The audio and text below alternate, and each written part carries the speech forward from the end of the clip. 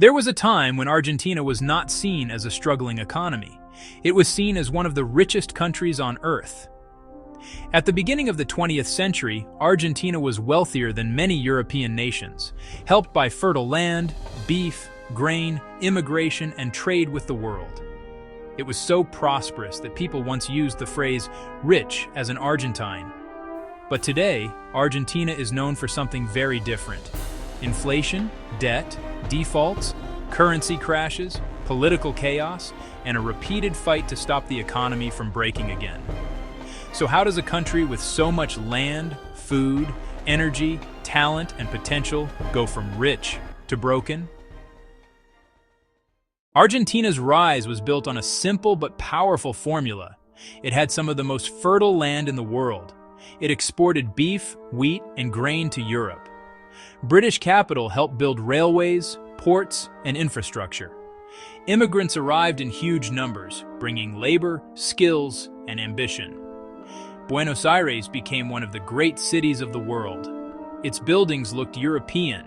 Its economy was connected to global trade. Its land produced food the world wanted. For a while, Argentina looked like a country destined to join the world's richest powers. But there was a weakness hidden inside this model. Argentina was rich, but heavily dependent on exporting primary goods to the outside world. And when the world changed, Argentina's entire economic foundation began to shake. The hidden problem was not just economics. It was trust. Trust in the currency. Trust in government. Trust in institutions. Trust that the rules would stay stable long enough for people and businesses to plan for the future. As the global economy changed, Argentina began turning inward. After the Great Depression, global trade collapsed. Countries protected their own industries. Argentina moved away from its open export model and increasingly tried to build an economy behind tariffs, subsidies, controls, and state intervention. This was meant to protect the country. But over time, it created a dangerous pattern. Governments promised more than they could afford. Spending rose. Deficits grew. When there was not enough money, the state borrowed, controlled prices, restricted currency, or printed more pesos. And once people started to believe the peso would lose value, they behaved accordingly. They rushed into dollars. They raised prices. They stopped trusting the system. That lack of trust became one of Argentina's deepest economic wounds. Argentina did not collapse in one moment. It declined through repetition. Political instability weakened long-term planning. Military coups interrupted democracy. Governments changed direction again and again. One era tried state control. Another tried liberalization. Another borrowed heavily. Another printed money. Another imposed controls. Each crisis created a new emergency solution. But those solutions often created the next crisis.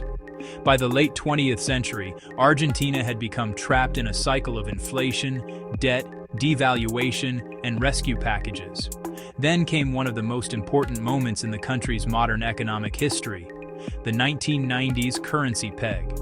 Argentina tied the peso to the US dollar, trying to kill inflation and restore confidence. At first, it worked. Inflation fell. Confidence returned. The country looked stable. But beneath the surface, the system was becoming rigid, expensive, and vulnerable. The dollar peg gave Argentina stability, but it also made the economy less flexible. When pressure built, the country could not easily devalue its currency to regain competitiveness. Debt became harder to manage. Confidence began to disappear. In 2001, the crisis exploded. Banks restricted withdrawals. People lost access to their savings. The government defaulted on its debt. The peso collapsed. Presidents came and went. Protests filled the streets. For many Argentines, this was not just an economic crisis. It was a betrayal. Savings lost value. Wages failed to keep up. Prices rose. Trust was broken again. And even after the crisis ended, the deeper pattern remained. Argentina continued to struggle with inflation, repeated debt problems, currency controls, and reliance on international lenders. It became one of the IMF's largest debtors, with a long history of rescue programs and failed stabilization attempts.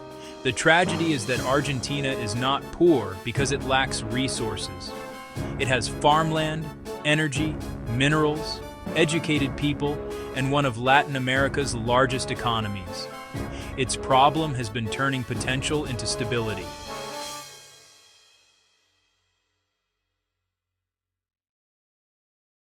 Argentina's story is one of the strangest in modern economics. A country that had almost everything: land, exports, talent, culture, cities, and natural wealth. But wealth alone is not enough.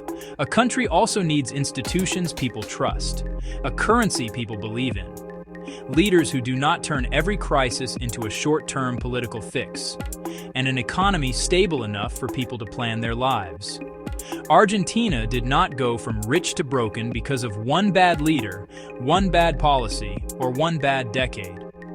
It happened because the same cycle repeated for generations: promise too much, spend too much, borrow too much, print too much, lose trust, crash, reset, repeat. The final question is not whether Argentina has potential. It clearly does. The real question is whether Argentina can finally stop repeating the cycle that broke it.